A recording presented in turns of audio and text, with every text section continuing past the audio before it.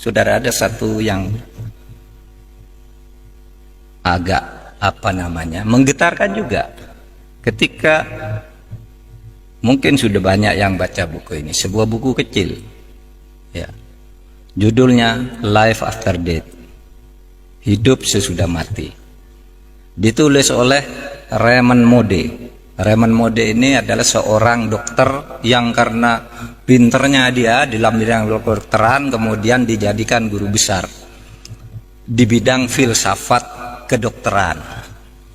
Nah, ketika dia mengajar ditanya oleh mahasiswanya, Pak Moody, Bapak dokter yang sudah nangani banyak ribuan orang mati, banyak menyelamatkan orang tapi sering juga gagal. Mahasiswanya tanya, Dok, kalau orang mati itu pergi kemana? Kalau orang mati itu pergi kemana? Nah, ini sebagai dosen tertantang, saya dosen. Tidak bilang saya ini gaib, saya harus penelitian. Lalu dia lakukan penelitian. Apa penelitian? Penelitiannya itu 100 orang yang pernah mati diwawancarai oleh dia. Ada orang pernah mati banyak, dia kirim surat ke rumah sakit. Apa tempatmu pernah ada orang mati lalu hidup lagi? Ada namanya John, mati jam sekian, tiba-tiba jam 6 sore hidup. Ada yang mati 2 jam, ada yang 6 jam, 7 jam. Nah, dicatat namanya, dicari alam, lalu diwawancarai. Ketika ditanya, apa yang kamu rasakan ketika kamu mati? Saudara, 100 orang yang pernah mati ini 86% jawabannya sama, saya keluar dari tubuh saya. Yang 14% itu kira-kira mirip jawabannya, tidak bertentangan tetapi tidak persis mengatakan keluar dari tubuh saya. Jadi orang mati itu, saudara kalau mati besok keluar dari diri saudara sendiri. Lalu apa yang saya lihat ke bawah, ibu saya nangis, kata yang punya ibu. Istri saya nangis, anak saya nangis, dokter berusaha nolong gitu. Waduh, saya sudah tidak bisa menolong. Ini sudah mati gitu. Terus kemana kamu? Terus saya masuk ke lorong yang sangat gelap. Sudah itu saya masuk ke tempat yang sangat terang benderang. Apa yang kamu lihat di tempat terang benderang itu? Ini 100 orang jawabnya sama. Saya melihat seluruh perjalanan hidup saya dalam sekejap. Jadi sekejap dia bisa melihat semua apa yang dilakukan ketika hidup itu. Ya, ketika masuk sekolah, ketika pergi ke pasar, ketika pacaran, ketika berselingkuh, ketika korupsi, dilihat semua dalam sekejap itu. Terus sudah itu saya terus ke atas lagi, tiba-tiba ada tabir di sana. Saya tidak bisa masuk. Seakan-akan ada suara, ngapain kamu ke sini, belum waktunya kamu. Terus saya hidup lagi. Saudara bisa baca bukunya ini, ilmiah. Penelitian ilmiah tentang sesuatu yang tidak ilmiah. Ketidakilmiahan itu dibuktikan secara ilmiah karena itu melalui studinya. Kalau Profesor Baikuni mengatakan sesuatu yang terjadi secara sama 3 kali itu pasti ilmiah. Nah, itu dari 100 orang 86. Bahkan dikatakan 100% sama, cuma yang 14 itu variasinya tidak persis kalimatnya gitu. Ilmiah. Lalu apa yang terjadi sini? Nah, saudara, banyak hal menarik di situ. Pertama, bahwa orang itu bisa pergi dari tubuhnya. Kayak saudara pergi sedang tidur, saudara pergi ke Afrika, saudara naik pesawat, itu mimpi, itu kan pergi saudara dari tubuh saudara. Ya, saudara pergi dari tubuh saudara, berkelana ke alam-alam di luar saudara, pergi. Yang kedua, ini yang sangat luar biasa. Apa ada ketika manusia itu sampai di suatu saat, di suatu tempat yang terang benderang, manusia itu melihat amalnya sendiri. Sehingga dia tidak bisa mengatakan, saya tidak pernah mencuri. Ada situ di alam terang itu kamu melihat sendiri.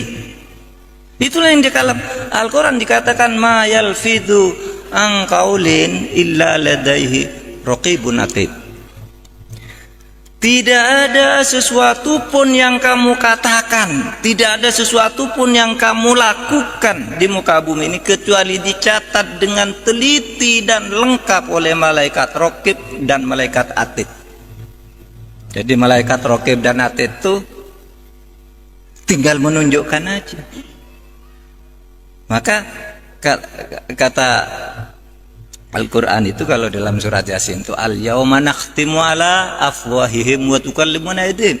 Suatu saat kamu tidak bisa memantah, Pak, saya tidak mencuri, saya tidak berselingkuh, saya tidak korupsi. Al-yauma nakhtimu ala afwahihim. Pada saat itu ketika amal itu akan ditunjukkan kepadamu apakah kamu orang baik apa tidak, mulutmu tidak bisa membantah. Terkunci, nakhtimu ala afwahihim. Kunci mulutnya, tidak boleh bilang tidak.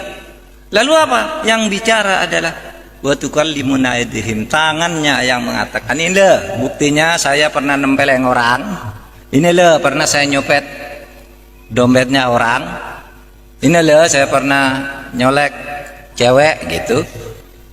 Pokoknya tangannya itu menunjukkan.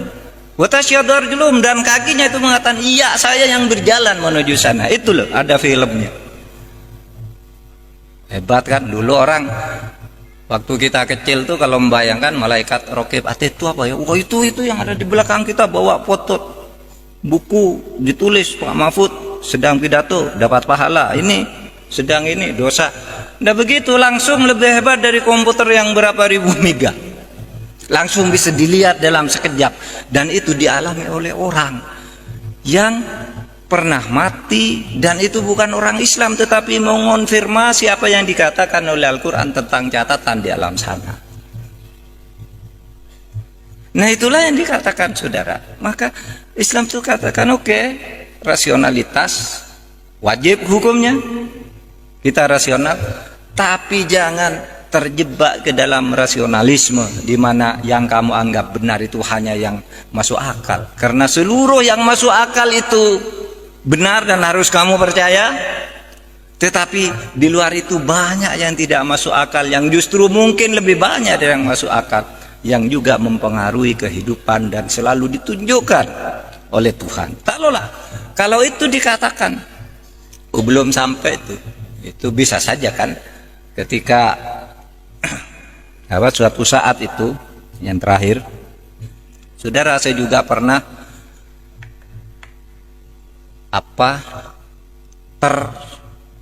terkagum dengan kisah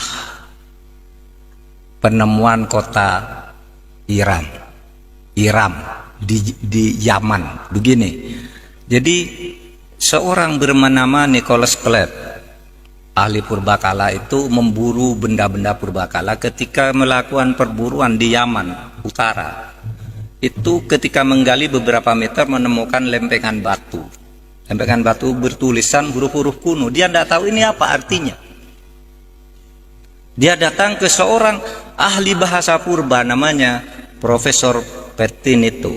Datangnya, Prof, ini apanya artinya? Dia tahu, oh ini Iram, ini bacaannya ini Iram, ini Samud, ini Ad. Ini apa maksudnya? Ini kata Iram, ini ada di dalam Al-Quran. Kata Ad ini nama kaum, ada juga di Al-Quran. Samud juga ada di Al-Quran. Terus gimana? Kamu telitilah apa sejarah Iram, Samud, dan Ad itu.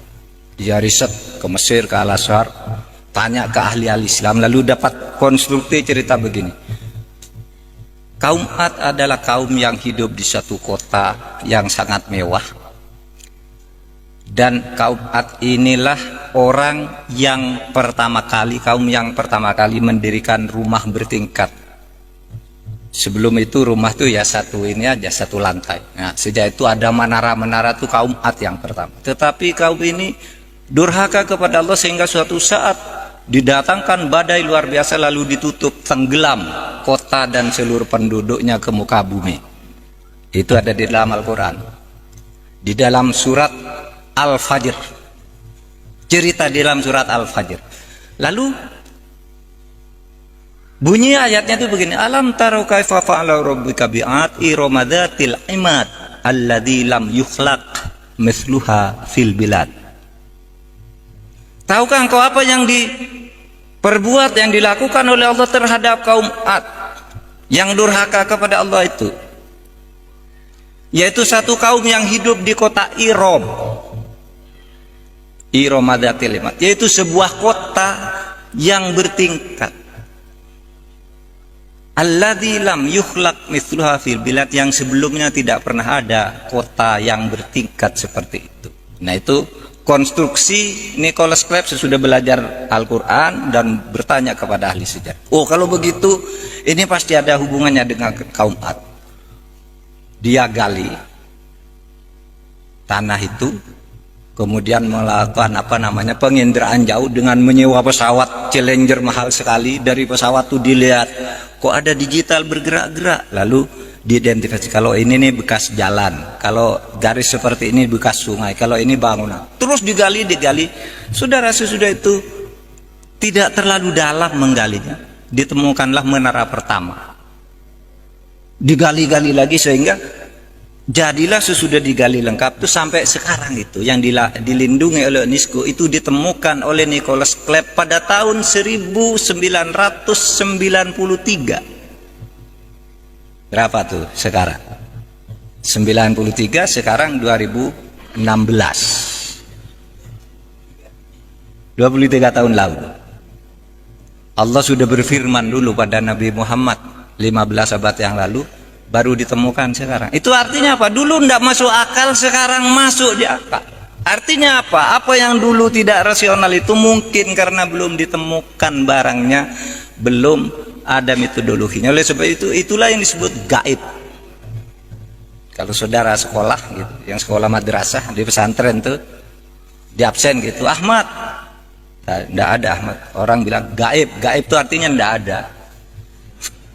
Iya, Fatimah tidak hadir, lalu gaibah artinya tidak ada dia. Gaib itu artinya tidak ada, belum ada di depan kita. Artinya apa? Percaya kepada yang gaib juga bisa diartikan bahwa mempercayai bahwa ilmu pengetahuan itu suatu saat akan sampai kepada hal-hal yang tadinya dianggap gaib, tetapi tidak akan semuanya, atau tidak akan pernah selesai pencapaian terhadap kegaiban-kegaiban itu. Oleh sebab itu jangan sombong dengan rasionalisme. Pasti ya ada sesuatu yang tetap tidak rasional. Cobalah orang yang mengaku tidak bertuhan itu, misalnya naik pesawat, lalu pesawatnya turbulence, duk-duk, aduh Tuhan gitu, enggak sadar dia bilang Tuhan, karena di hatinya itu memang ada Tuhan yang maha gaib itu. Selamatkan saya Tuhan gitu, enggak ada diem aja gitu, orang mau mati gitu, karena ada di hati nurani itu ada yang maha gaib itu. Nah, hadirin sekalian, oleh sebab itu mari saya kembali ke takwa tadi. Orang takwa itu dapat pertolongan dari Allah dengan cara yang tidak bisa diduga. Jangan terlalu rasionalisme, ikutilah rasionalitas setinggi-tingginya, tapi jangan rasionalisme tetapi dalam pengertian tadi. Yang tidak rasional itu mungkin sesuatu yang belum ada saja di depan kita, mungkin seperti ditemukannya kota Iram itu, dan banyak lagi kisah-kisah di dalam Al-Quran yang kemudian terbukti dari waktu ke waktu. Dan yang terakhir, ini terakhir lagi, orang bertakwa itu hatinya akan tenang. Coba tanya tuh ibu-ibu, saudara sekalian, apa yang lebih penting dari tenang di dalam hidup itu? Tidak ada, saudara. Saudara itu bekerja ini semua kan agar hidupnya nyaman, tenang. Oleh sebab itu, kalau saudara berusaha memperoleh segala fasilitas hidup itu agar hidup nyaman, jangan kalau ada kesempatan fasilitas berlebihan-lebihan sehingga ketenangan dirongrong oleh fasilitas yang berlebihan itu. Itulah misalnya karena korupsi. Nah, orang korupsi, mana dia tenang? Tidak tenang, saudara rasakan aja deh. Kalau saudara berlaku tidak benar, hatinya tidak tenang. Nyontek gitu, ujian nyontek. Nah, saudara hahaha gitu, wah saya tadi bisa nyontek, ngelabui bapak itu ngantuk yang ngawasi katanya. Saya nyontek tidak ketahuan, tapi saudara hati nuraninya mengatakan Anda salah, tidak tenang. Sesudah lulus saudara malu pada diri sendiri karena nurani itu selalu bicara yang benar. Maka kalau orang yang bertakwa itu kan selalu banyak berzikir, ingat kepada Allah, lalu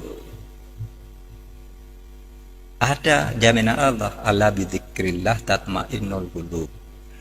Kalau engkau selalu berzikir, ingat kepada Allah, hatimu akan tenang. Padahal kamu hidup tuh mencari ketenangan. Nah, banyaklah berzikir kepada Allah. Berzikir itu artinya selalu ingat, tidak harus selalu membaca kalimat thayyibah itu ya zikir. Tapi sebenarnya zikir yang sesungguhnya itu adalah orang yang selalu ingat bahwa dirinya dimonitor oleh Allah. Demikian renungan malam ini, mudah-mudahan ada manfaatnya, dan mari kita tingkatkan ketakwaan kita kepada Allah. Assalamualaikum warahmatullahi wabarakatuh.